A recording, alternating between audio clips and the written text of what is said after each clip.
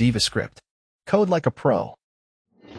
Hello guys, welcome to डिवास्क्रिप्ट। तो पिछली वीडियो में हमने देखा था what are loops and why do we need them. अगर आपने पिछली वीडियो नहीं देखी तो आप आई आइकन पे क्लिक करके पहले पिछली वीडियो देखो। इस वीडियो में हम फॉर लूप को डिटेल में देखेंगे। हम देखेंगे फॉर लूप का सिंटैक्स, कौन सी सिचुएशंस में हम फॉर लूप का यूज करते हैं, और लास्ट में हम फॉर लूप के कुछ स्पेशल केसेस भी देखेंगे। तो इस वीडियो को आप एंड तक जरूर देखिए। तो चलिए स्टार्ट करते हैं आज के इस वीडियो से। तो for loop counter controlled loop होती है। इसका मतलब है फॉर लूप के केस में हमें पता होता है कि हमारी लूप एग्जैक्टली कितनी बार चलेगी। फॉर लूप का सिंटेक्स देखिए तो सबसे पहले हम लिखते हैं फॉर, उसके बाद राउंड ब्रैकेट्स, उसके बाद हम लगाते हैं करली ब्रैकेट्स। अब करली ब्रैकेट्स के अंदर हम जो भी लिखेंगे वो होती है हमारी लूप की बॉडी, यानी हमें जो भी कोड बार बार रिपीट करना है वो हम इन ब्रैकेट्स के अंदर लिख देंगे। अब ये तो हो गया हमारा कोड जो हमें बार बार रिपीट करना है, बट वो कोड कब चलेगा, कितनी बार चलेगा और कैसे चलेगा, इसके लिए हमें तीन चीजें डिफाइन करनी पड़ती है। और हम वो कहाँ डिफाइन करते हैं? राउंड ब्रैकेट्स के अंदर। राउंड ब्रैकेट्स के अंदर सबसे पहले आएगा loop variable initialization. Loop variable initialization क्या है? यहाँ पे हम एक वेरिएबल को डिफाइन और इनिशियलाइज करते हैं, और उस वेरिएबल को फिर हम अपनी लूप की कंडीशन स्पेसिफाई करने के लिए यूज कर सकते हैं, या फिर अपनी लूप की बॉडी में यूज कर सकते हैं। फॉर एग्जाम्पल यहाँ पे मैं लिखती हूँ फॉर, इसके अंदर मैं एक वेरिएबल डिफाइन करती हूँ आई, और फिर उस वेरिएबल को 0 से इनिशियलाइज करती हूँ। यहाँ पे आप वेरिएबल का नेम कुछ भी रख सकते हो, बट लूप्स के केस में मोस्टली आई, जे, के ये वेरिएबल्स यूज किए जाते हैं। अब ये इनिशियलाइजेशन कब होगी? ये सिर्फ एक बार चलता है, और वो भी लूप की स्टार्टिंग में। उसके बाद आप आई वेरिएबल को अपने लूप के अंदर कहीं भी यूज कर सकते हो, बट यहाँ पे एक इंपॉर्टेंट पॉइंट है कि आई वेरिएबल को आप लूप के बाहर यूज नहीं कर सकते, क्योंकि आई का स्कोप सिर्फ लूप के अंदर तक लिमिटेड है। अगर आप ट्राई करोगे लूप के बाहर आई को एक्सेस करने की तो आपको एरर आएगा। उसके बाद इनिशियलाइजेशन के बाद हम लगाते हैं एक सेमीकोलन।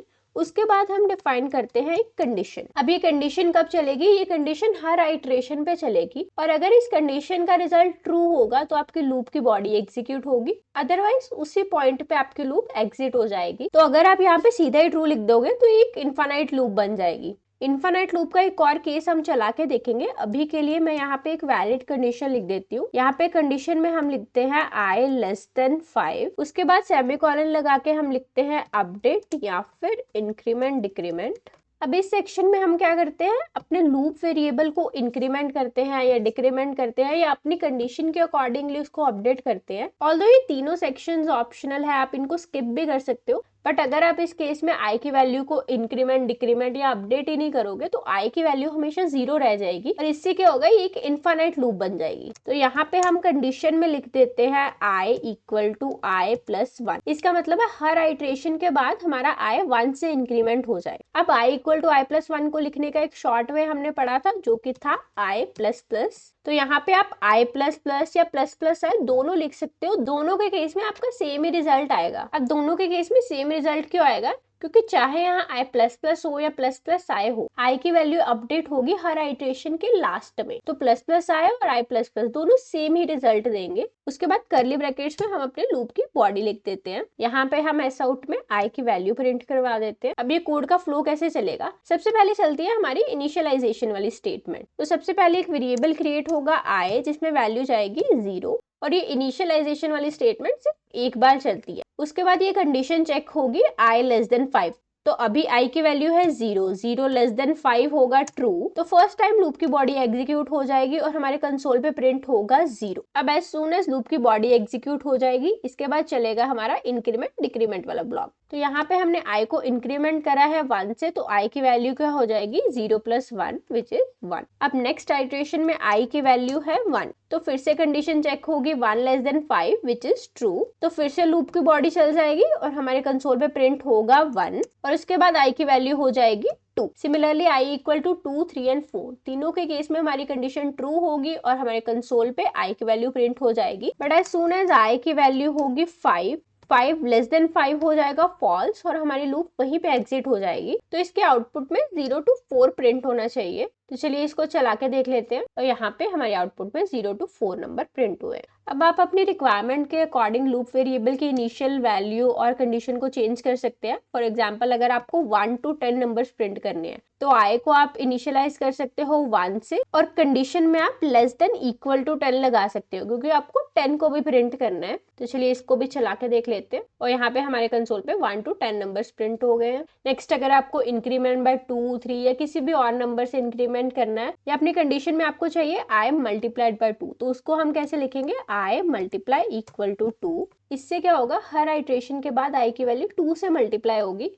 तो चलिए इसको चला के देखते हैं। यहाँ पे आप देख सकते हो हर आइट्रेशन के बाद आई की वैल्यू 2 से मल्टीप्लाई हुई है और हमने अपनी कंडीशन में लिखा था आई लेस देन इक्वल टू 10। तो एज सून एज आई की वैल्यू 10 से ऊपर गई वहीं पे हमारी लूप एग्जिट हो गई। अब यहाँ पे अगर हमें रिवर्स में लूप चलाना है तो कैसे चलाएंगे, आई को इनिशियलाइज कर देते हैं 10 से और कंडीशन में लिखते हैं आई ग्रेटर देन और इक्वल टू 1 और यहाँ पे हम करते हैं आई माइनस माइनस। तो इस केस में हमारी कंडीशन 10 से लेके 1 तक चलेगी। तो इसको भी एक पे चला के देखते हैं। तो इस तरह से हम रिवर्स में भी लूप को चला सकते हैं। अब ये तीनों स्टेटमेंट्स भी ऑप्शनल है, इनको भी हम स्किप कर सकते हैं। तो चलिए सबसे पहले इनिशियलाइजेशन को स्किप करके देखते हैं। अगर हम इस केस में इनिशियलाइजेशन को स्किप करेंगे तो ऑब्वियसली हमें एरर आएगा क्योंकि आई वेरिएबल को कहीं हमने डिफाइन नहीं करा। तो आई को हम लूप के बाहर डिफाइन कर देते हैं और आप देख सकते हो अब हमें कोई सिंटेक्स एरर भी नहीं आ रहा, बट ये सेमी कॉलन लगाना मैंडेटरी है। अगर इसे स्किप करेंगे तो एरर आएगा। तो इस केस में भी लूप बिल्कुल सेम बिहेव करेगी, बट लूप के बाहर वेरिएबल को डिफाइन करने का फायदा क्या होगा, हम लूप के बाहर भी इसको एक्सेस कर पाएंगे विदाउट एनी एरर।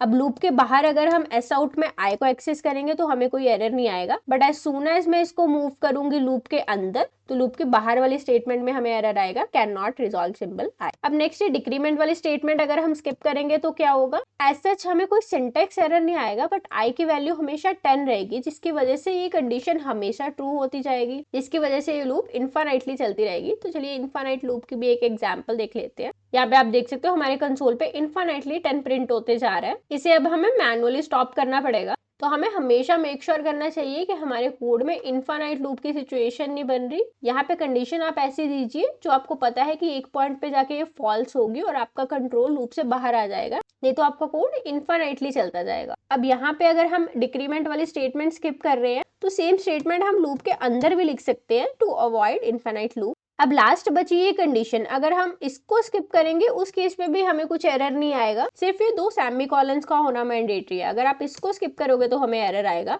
बट अगर आपने कंडीशन को स्किप करा है तो उस केस में हर बार आपकी कंडीशन को ट्रू कंसीडर किया जाएगा और इससे फिर से हमारी लूप इनफाइनाइटली चलेगी। तो चलिए एक बार फिर इनफाइनाइट लूप की एग्जांपल देख लेते हैं। यहाँ पे आप देख सकते हो हमने आई माइनस माइनस करा है तो आई की वैल्यू तो डिक्रीमेंट हो रही है बट हमारी लूप इनफाइनाइटली चल रही है। तो हमें विदाउट कंडीशन तो अपनी लूप कभी चलानी नहीं चाहिए, बट ये क्वेश्चन बहुत बार इंटरव्यूज में पूछा जाता है तो इसकी एक एग्जांपल हमने यहाँ पे देख ली है। अब यहाँ पे हमने सिर्फ एक वेरिएबल डिफाइन और इनिशियलाइज करा है, बट यहाँ पे हम कितने भी नंबर ऑफ वेरिएबल्स डिफाइन और इनिशियलाइज कर सकते हैं। The only condition is in सब वेरिएबल्स की डेटा टाइप सेम होनी चाहिए। जैसे हमने यहाँ पे इंट का वेरिएबल लिया है आई, तो हम एक और वेरिएबल डिफाइन कर सकते हैं जे, let's say J equal to 2 और यहाँ पे हमें कुछ एरर भी नहीं आ रहा, बट एज सून एज इसके आप डेटा टाइप चेंज करोगे तो हमें एरर आएगा। और यहाँ इंक्रीमेंट डिक्रीमेंट में भी आप कितने भी नंबर ऑफ वेरिएबल्स को अपडेट कर सकते हो। लेट्स से यहाँ पे मैंने करा है जे माइनस माइनस और अपनी कंडीशन में मैं लिख रही हूँ आई लेस देन जे और यहाँ पे मैं प्रिंट करवा रही हूँ आई और जे की वैल्यू। तो यहाँ सबसे पहले आई की वैल्यू हो जाएगी 1, जे की वैल्यू हो जाएगी 2, उसके बाद आई लेस देन जे यानी 1 लेस देन 2 हो जाएगा ट्रू। तो कंसोल पे प्रिंट होना चाहिए 1 स्पेस 2। नेक्स्ट आइटरेशन में आई हो जाएगा +1 यानी 2 और जे हो जाएगा -1 यानी 1। तो हमारी कंडीशन में आएगा 2 लेस देन 1 जो कि हो जाएगा फॉल्स। तो ये लूप सिर्फ एक बार चलनी चाहिए। तो चलिए इसको चला के देख लेते हैं और यहाँ पे हमारे कंसोल में आया है 1 स्पेस 2,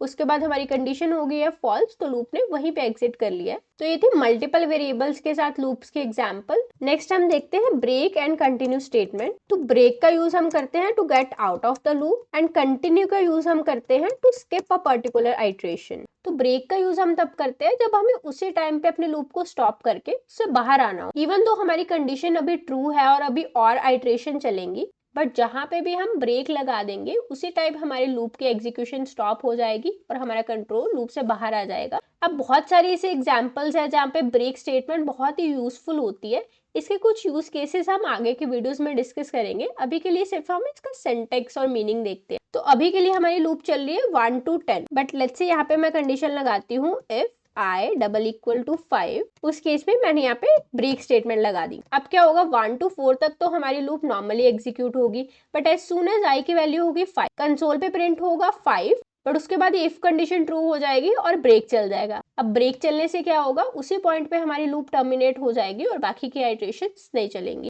चलिए इसको चला के देख लेते हैं। यहाँ पे आप देख सकते हो 1 2 3 4 5 नॉर्मली एग्जीक्यूट हुआ है, और सिंस 5 पे यहाँ पे हमने चलाया है ब्रेक, तो उसके बाद हमारी लूप टर्मिनेट हो गई और उसके बाद कुछ भी प्रिंट नहीं हुआ। तो ये थी ब्रेक स्टेटमेंट जो कि कंप्लीटली टर्मिनेट कर देती है हमारी लूप को। बट अगर हमें सिर्फ करंट आइट्रेशन को स्किप करना है और बाकी की आइट्रेशंस को नॉर्मली एग्जीक्यूट करना है, तो उस केस में हम यूज करेंगे कंटिन्यू। इसको मैं ऐसा आउट स्टेटमेंट के ऊपर लिख देती हूँ। अब क्या होगा, 1 to 4 आइट्रेशंस नॉर्मली एग्जीक्यूट होंगी, but as soon as I की वैल्यू होगी 5, हमने चलाया है कंटिन्यू, तो वो पर्टिकुलर आइट्रेशन स्किप हो जाएगी और हमारे कंसोल पे 5 प्रिंट नहीं होगा, but next 6 to 10 iterations normally execute होंगी। तो चलिए इसको भी चला के देख लेते हैं। तो यहाँ पे आप देख सकते हो 1 2 3 4 5 हुआ है स्किप, उसके बाद 6 7 8 9 10।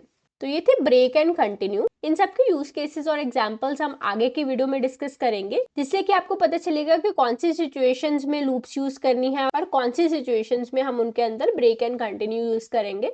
नेक्स्ट आज का लास्ट टॉपिक हम देखते हैं नेस्टेड लूप। तो जैसे कि हमने इफ एल्स के केस में भी नेस्टिंग देखी थी, सिमिलरली हम लूप्स की भी नेस्टिंग कर सकते हैं। नेस्टिंग मतलब लूप के अंदर एक और लूप, उसके अंदर एक और लूप, और नेस्टिंग की हमारे पास कोई लिमिट नहीं है। तो चलिए इसकी एक एग्जांपल देखते हैं। यहाँ पे फॉर की बॉडी के अंदर मैं एक और फॉर लूप डिफाइन करती हूँ। यहाँ पे मैं वेरिएबल लेती हूँ j इक्वल टू 1, कंडीशन में मैं लिखती हूँ j less than equal to 3, j plus plus, और यहाँ पे मैं ऐसा आउट करती हूँ I और j दोनों की वैल्यूज। अब यहाँ पे भी मैं कंडीशन में 3 कर देती हूँ ताकि इजीली समझ आ जाए। अब इसका फ्लो देखें तो कैसे होगा, सबसे पहले बाहर वाली लूप चलेगी तो I की वैल्यू में आ जाएगा 1, उसके बाद ये बाहर वाली कंडीशन चेक होगी, I less than equal to 3 है ट्रू, तो कंट्रोल लूप की बॉडी के अंदर आ जाएगा। अब लूप की बॉडी के अंदर हमने एक और लूप डिफाइन की हुई है, तो अब ये नेस्टेड वाली लूप चलेगी।